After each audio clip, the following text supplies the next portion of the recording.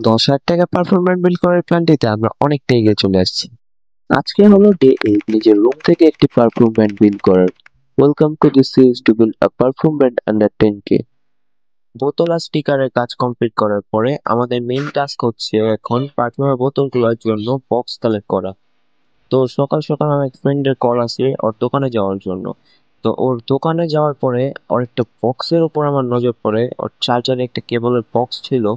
বক্সটা ভালো মতো দেখার পর আমি বুঝতে পারলাম যে বক্সটা আমার পারফিউমের বোতলের সাইজেরই। বাট ভালো মতো চেক করার পর দেখলাম যে এটা একটুখানি ছোট হয়, বাট তাও ফিট হয় কিন্তু একটু ছোট। তো এই বক্সটাকে স্যাম্পল হিসাবে নিয়ে আমি বেরিয়ে গেলাম আমার পার্সোনাল বোতলের বক্সগুলো কালেক্ট করতে। অনেকক্ষণ খোঁজাখুঁজি করার পরে আমরা একজনের সন্ধান পেলাম যে নাকি আমাদের বক্সগুলো রেডি করে দিতে পারবে।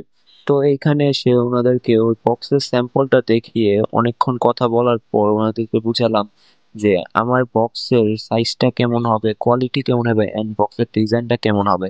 ওনাদেরকে সবকিছু বোঝানোর পর ওনারা যখন জিজ্ঞেস করলাম কত পিস বক্স অর্ডার করব, আমি বললাম 300 পিস। তো ওনারা বলতেছে 300 পিস তো হয় না, ওনারা কি 300 পিস করে না, আর করলেও প্রত্যেকটা বক্সের প্রাইস অনেক বেশি হয়ে যায়।